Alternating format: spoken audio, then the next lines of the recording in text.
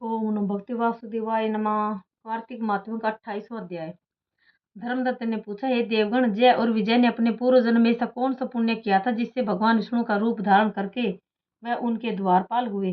गणों ने कहा, प्राचीन काल में तृणबिंदु की पुत्री देवहूति से कर्दम ऋषि द्वारा केवल देखने मात्र से ही दो सुंदर बालक उत्पन्न हुए। उनमें से बड़े का नाम जय और छोटे का नाम अजय हुआ। बाद में देवहूति के गर्भ से कपिल देव जी भी हुए। जय और अजय दोनों ही भगवान विष्णु के बड़े भक्त और धर्मात्मा थे।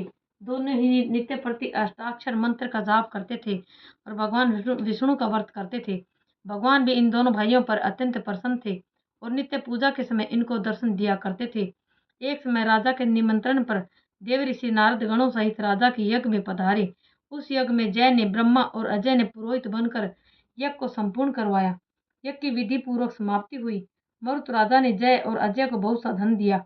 वह दक्षिणा लेकर दोनों भाई अपने आश्रम में वापस आए। धन का बंटवारा करते समय दोनों भाइयों का आपस में झगड़ा हो गया।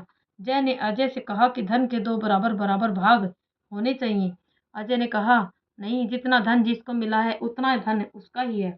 तब जय ने क्रोध भरकर अजय को श्राप दिया, तुम धन लेकर नहीं देना चाहते हो, इसलिए तुम ग्राह हो जाओ। अजय ने जय का दिया हुआ श्राप स्वीकार कर लिया और जय को श्राप दिया, तू अभिमानी है इसलिए तू हाथी हो जा। और जब नियम पूर्वक दोनों की पूजा के समय भगवान उनको दर्शन देने के लिए आए तो दोनों ने भगवान से श्राप मोचन का उपाय पूछा। दोनों ने प्रभु से कहा, हे देव, हम दोनों आपके भक्त हैं, मगर हम हाथी की योनि में कैसे होंगे? हे कृपा सागर, श्राप से हमारा उद्धार कीजिए। भगवान विष्णु ने कहा, मेरे भक्तों की वाणी कभी असत्य न होगी। यमराज भी इसको अन्यथा नहीं कह सकते। पूर्व काल में मुझे भक्तराज प्रहलाद के कहने पर स्तंभ से प्रकट होना पड़ा था और राजा अम्बरीश के कहने पर 10 अवतार लेने पड़े थे। अतएव तुम दोनों अपने श्रापों को भोग कर फिर मेरे लोक को प्राप्त होगे। इतना कहकर भगवान विष्णु अंतर्ध्यान हो गए। गणों ने कहा, तब वह दोनों गंडकी नदी के किनारे मगर और हाथी हुए। जाति समण रहने के कारण इस योनि में भी भगवान विष्णु का व्रत नियम पूर्वक किया करते थे। एक दिन कार्तिक की पूर्णमासी को वह हाथी स्नान के लिए गंडकी नदी में गया। तब पिछले जन्म का श्राप समरण करके मगर ने हाथी पकड़ लिया। मगर के पकड़े हुए हाथी ने भी भगवान विष्णु का स्मरण किया। फिर क्या था, तुरंत ही शंख चक्र गदा पद्मधारी भगवान ने अपने सुदर्शन चक्र द्वारा उन दोनों मगर और हाथी का उद्धार किया और उन दोनों को अपने जैसा रूप देकर भगवान उन्हें बैकुंठ में ले गए। उसी दिन से उस स्थान का नाम हरि क्षेत्र प्रसिद्ध है।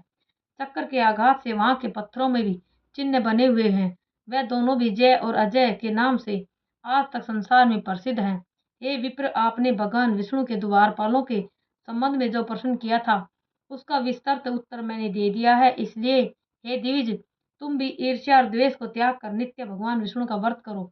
जगत के प्रत्येक जीव को समदृष्टि से देखो। तुला, मकर और मेष की संक्रांति में नित्य प्रातः स्नान किया करो। एकादशी व्रत किया करो। तुलसी वन की रक्षा किया करो। गो ब्राह्मण वैश्यों की सेवा के लिए हर समय तैयार रहा करो। व्रत करने वालों को मैसूर कांची बैंगन के साग का कदापि प्रयोग नहीं करना चाहिए। हे धर्मदत्त, ऐसा करने पर तुम शरीर त्याग के पश्चात हम लोगों के समान गति पाओगे। भगवान विष्णु को प्रसन्न करने वाले इस व्रत के समान फल देने वाला तीर्थ, दान और यज्ञ दूसरा और कोई नहीं है।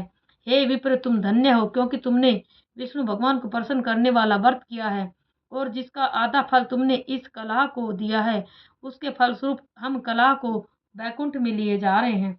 नारद जी ने राजा पृथु से कहा, हे राजन, इस प्रकार धर्मदत्त को विष्णु भक्ति का उपदेश देकर कलह को साथ लेकर विष्णु के पार्षद बैकुंठ को चले गए।